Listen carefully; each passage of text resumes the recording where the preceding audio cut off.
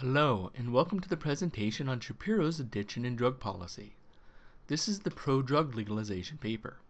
It also works well as a companion piece to Wilson since Shapiro addresses many of the arguments that Wilson raises. I actually know Dr. Shapiro. He teaches out of West Virginia University, and I was teaching there as an adjunct for a while. We still communicate regularly on Facebook. This doesn't mean that you should feel compelled to agree with him any more or less than with anybody we have covered so far.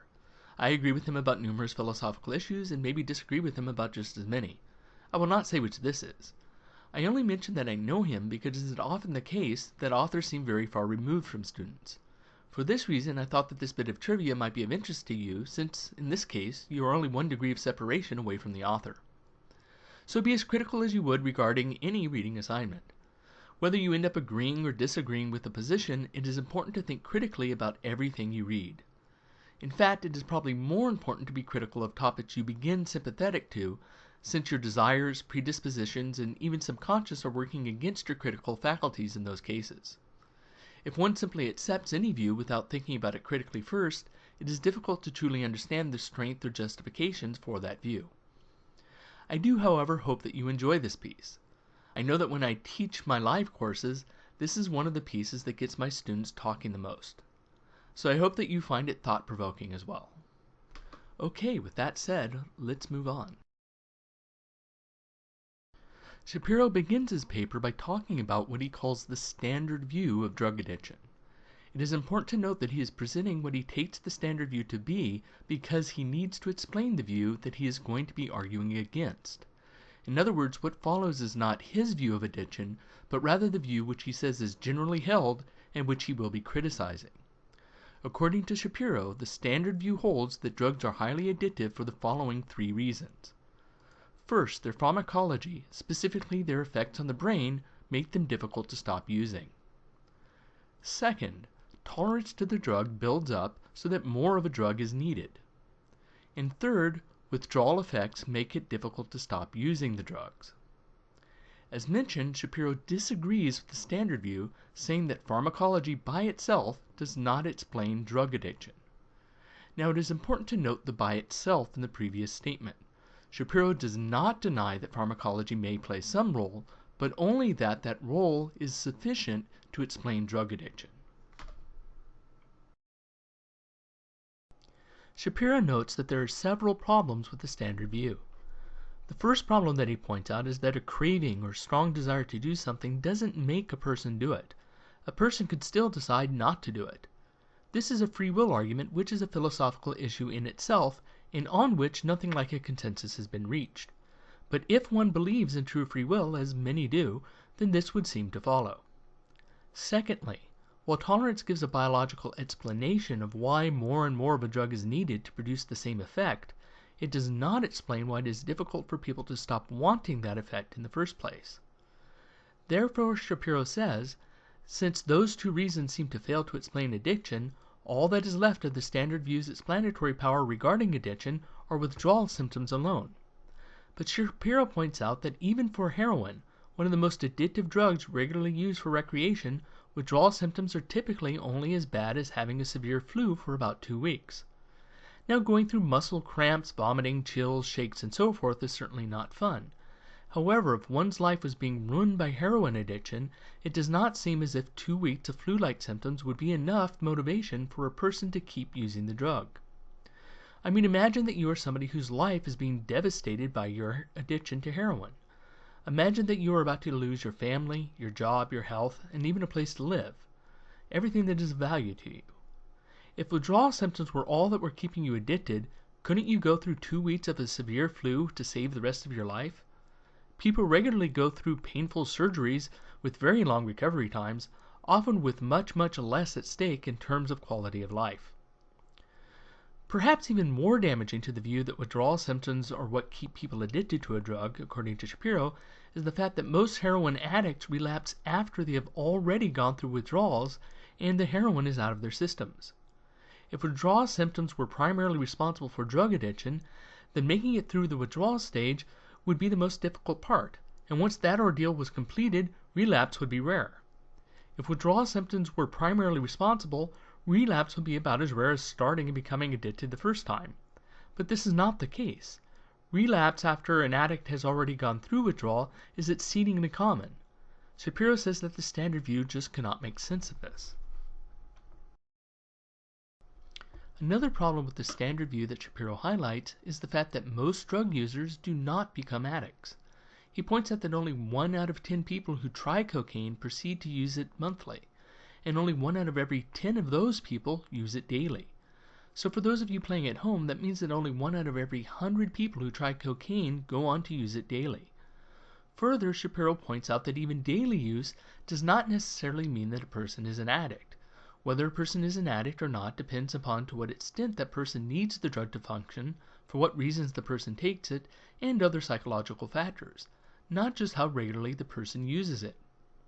For example, there may be plenty of people who drink a beer most days after coming home from work who are not alcoholics, and there may be plenty of alcoholics that do not drink every single day, but when they do drink, do so in order to deal with their psychological problems or because of stress, and then drink to excess. Thus, daily use all by itself does not necessarily indicate addiction.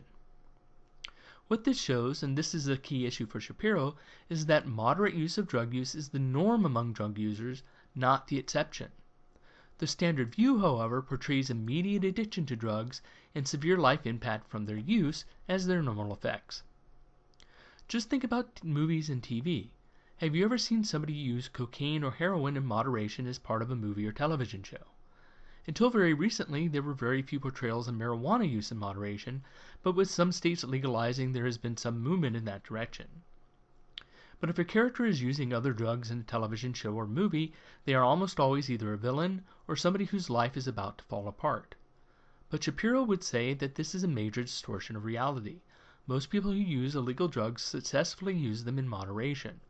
Just as alcoholism is the exception, not the norm, use with alcohol, drug addiction is the exception, not the norm, with drug use, although rates may vary by drug and for a host of other reasons. All this is a problem for the standard view because if pharmacology alone were responsible for drug addiction, one would expect that nearly anybody who takes a drug would become addicted to it. After all, most people have the same basic biology, and the chemical composition of the drug is the same.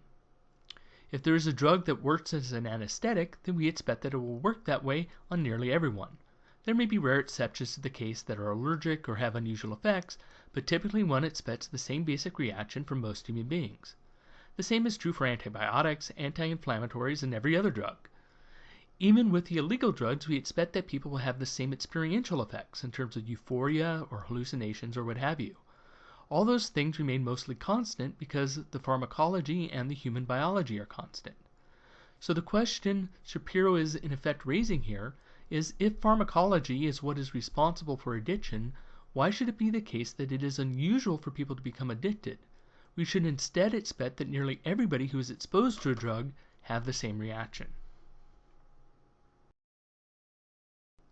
So instead of what he called the standard model, Shapiro suggests an alternative view. The alternative view consists of 3 major elements. These are drug, set, and setting. First is drug. This is the pharmacological effects of the drug that we have been talking about. As noted, Shapiro does not say that these are completely unimportant, only that they are not sufficient, and perhaps not even as strong as the other 2 elements we will be discussing in most cases. Since the standard view dealt exclusively with pharmacology, we will not be saying any more about this element. Second is set. Set is the mindset of the individuals using the drug, their individual psychology.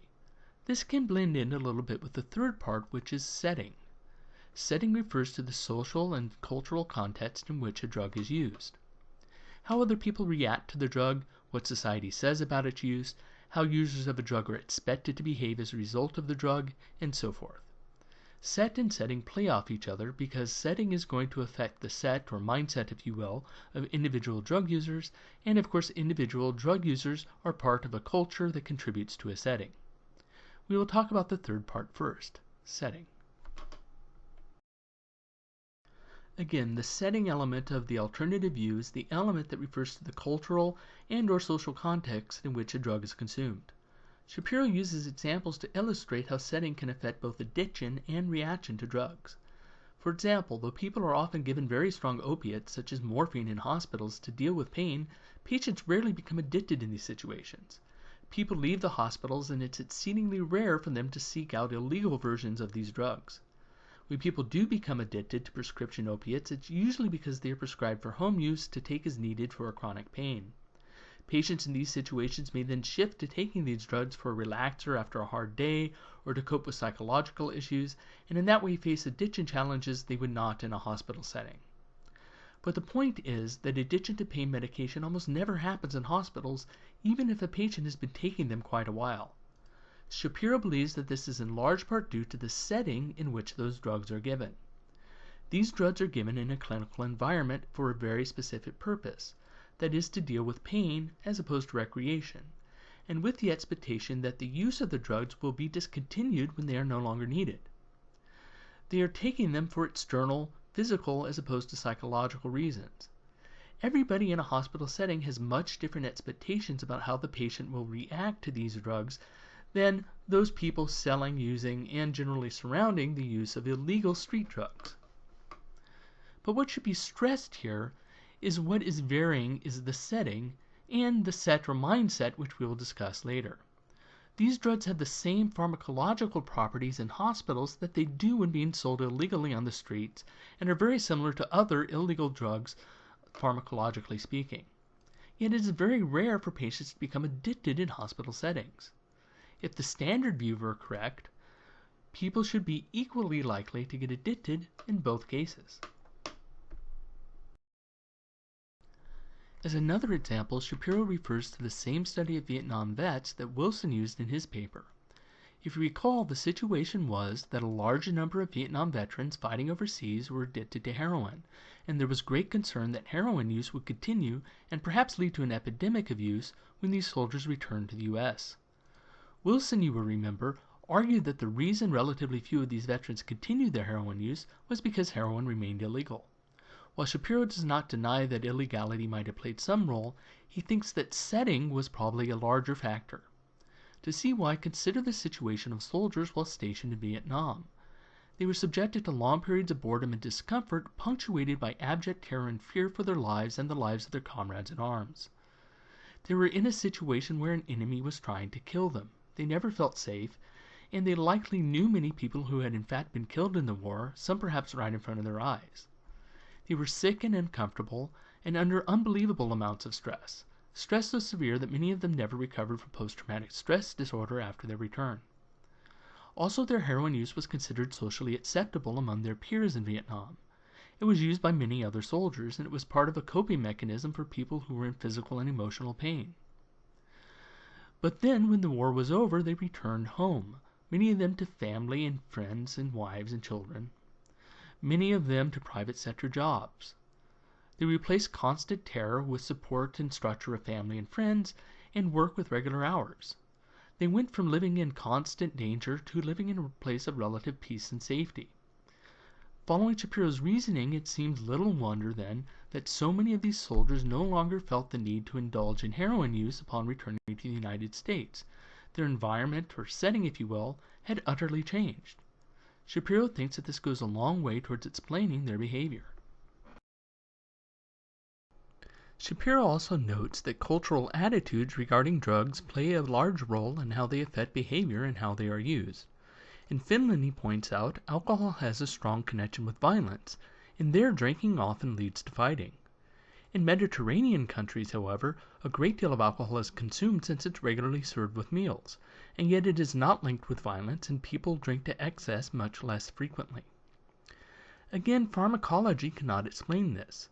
Biologically, there is no real difference between people living in Finland and people living in Italy or Greece, and ethanol alcohol has the same chemical composition wherever it is served. What is different, however, is both how alcohol is culturally viewed, that is to say the setting, and the set or mindset and expectations that this instills in the people who drink within these cultures. In Finland, it is expected and believed that alcohol makes people violent, so that is how people behave. In Mediterranean countries, alcohol is viewed as an accompaniment to life that is meant to be taken in moderation, and drinking is frowned upon when taken to excess. People are not expected to act violently when drinking.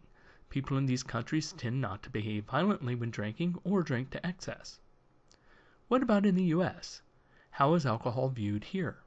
What do you think? If you like, you can pause this presentation to think about it. I'll give you a count of 5 to do so. 5, 4, 3, 2, and 1. In the U.S., alcohol is often viewed as a way of dealing with psychological problems and stress.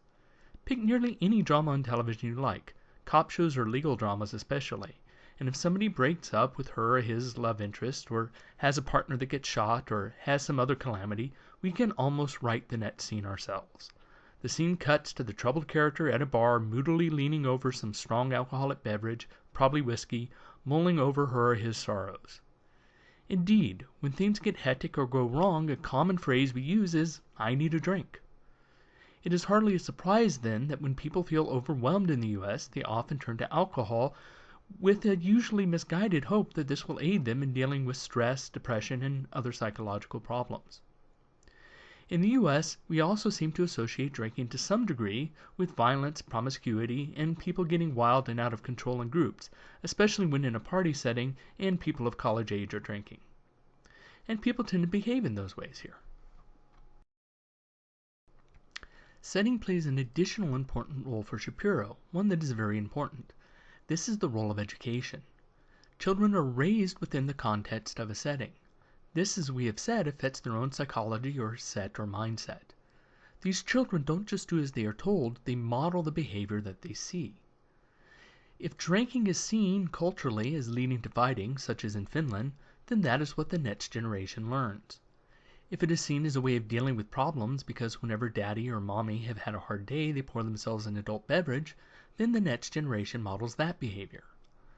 But if it is healthy and moderate use of a substance that children see, such as the way alcohol is used in the aforementioned Mediterranean countries, where alcohol is an accompaniment to a meal and social events, but also where drinking to excess is frowned upon, then children grow up learning to model responsible and healthy behavior when and if they ever drink. Seeing how adults behave responsibly is often important for children because it allows them to know how they should behave when they are of age. They don't deliberately think of this, and simply telling them how to behave doesn't have the same effect. It isn't like learning an intellectual lesson. By seeing the behavior repeated time and time again by the people closest to them, children adopt that behavior themselves in much the same way as they adopt an accent, common phrases or mannerisms, and many other habits from the people around them.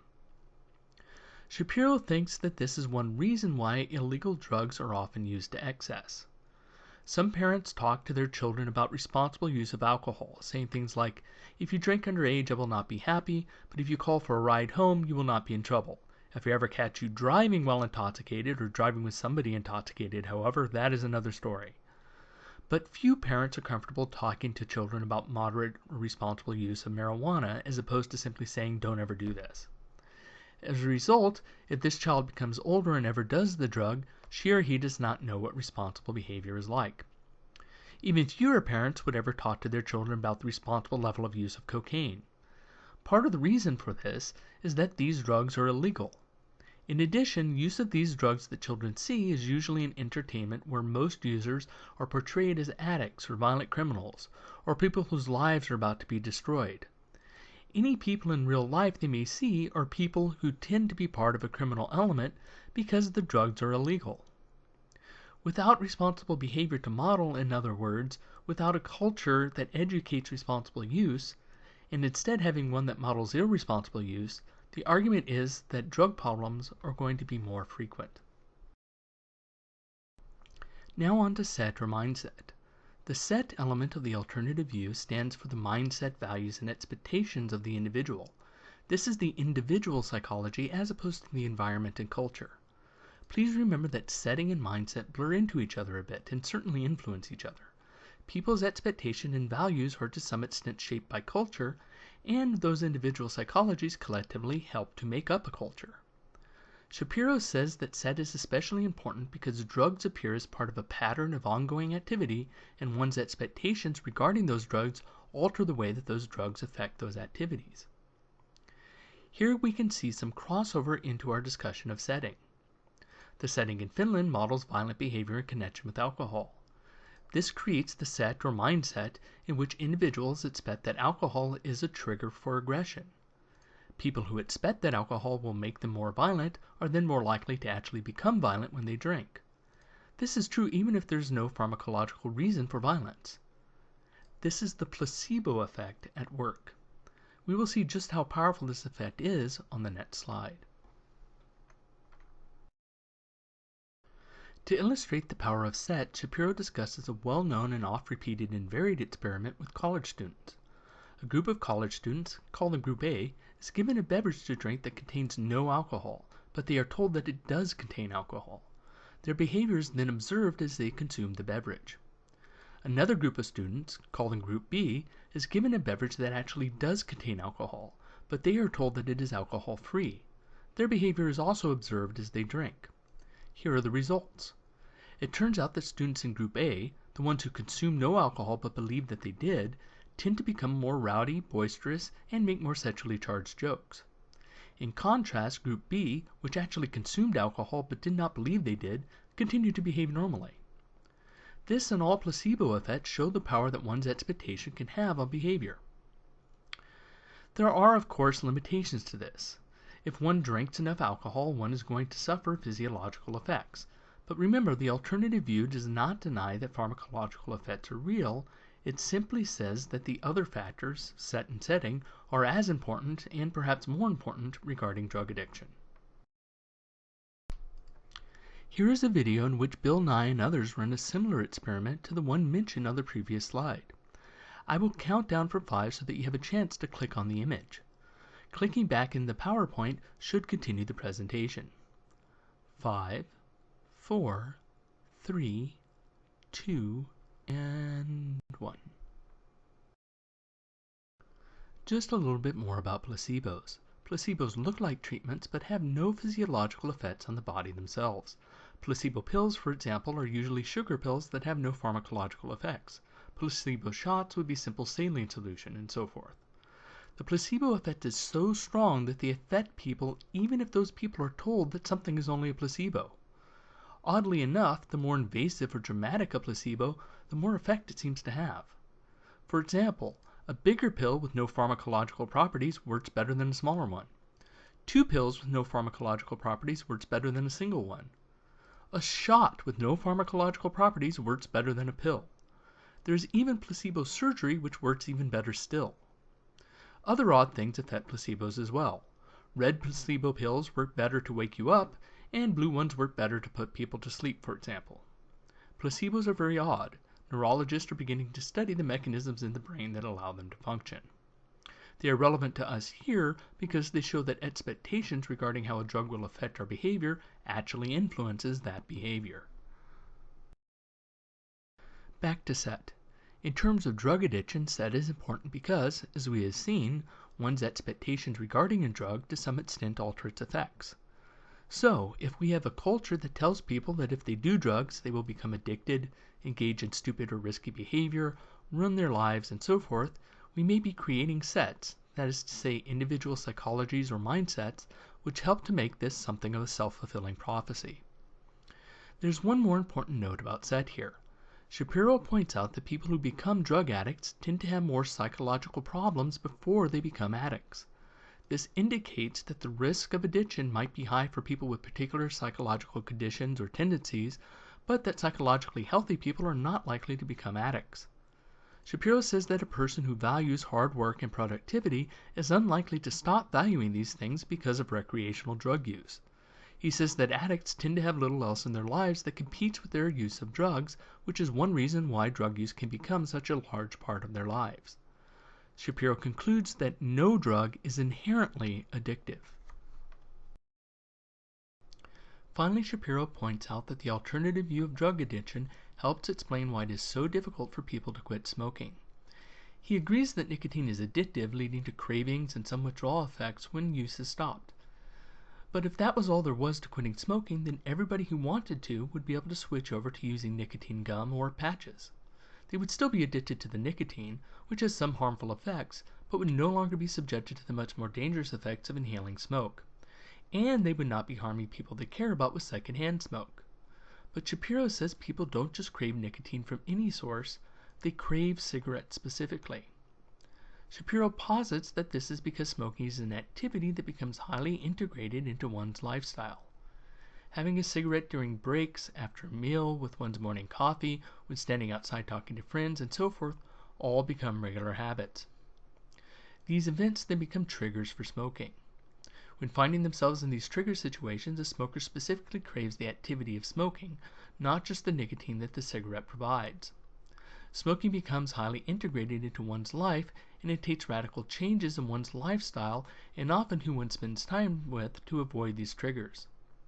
When finding both set and setting, then, even if the pharmacological effects of the drug are out of one's system or taken care of with a patch or gum, quitting is exceptionally difficult. Shapiro wrote his paper before the current vaping trend, but nevertheless this new nicotine delivery system is relevant to helping make this point. While patches and gum are often very difficult for smokers to switch over to, many smokers claim to make a much easier switch over to vaping, and many do so because they feel it is healthier. This is because vaping does not contain the tobacco smoke that is known to contain many dangerous substances. Please note that I am not making any claims about vaping being a healthier choice here. It is a new technology and there are few studies. The point is simply this. Smokers may find it much easier to switch to vaping because vaping allows them to keep most of the same activities, behaviors, habits, and maybe most importantly, react in almost the same way to the triggers for smoking. Their lives do not change significantly by switching to an electronic version of a cigarette. This is likely what makes switching easier. After all, chewing a piece of gum or using a patch would still give the same nicotine, and yet many smokers find this to be an unsatisfactory replacement. As a whole, Shapiro believes that all these considerations undercut the idea that legalizing heroin and other currently illegal drugs would lead to an explosion of drug addicts. Non-addicts, he feels, will tend to remain non-addicts because they are psychologically healthier and have more going on in their lives. They may be with other people who provide them with a different setting and have different expectations of the drug. Additionally, legalization is likely to change set and setting some for everybody. Before wrapping up, I would like to mention one side note. Along the way, Shapiro makes one point that didn't fit neatly into any of the other sections of the PowerPoint. Shapiro argues that the potency of a drug is actually likely to decrease if they are legalized. He notes that when a substance is illegal, there is an incentive to increase potency. This is because increased potency makes it easier to smuggle and to hide, and perhaps people who cannot use a drug as socially because they are illegal prefer a more extreme and immediate effect privately.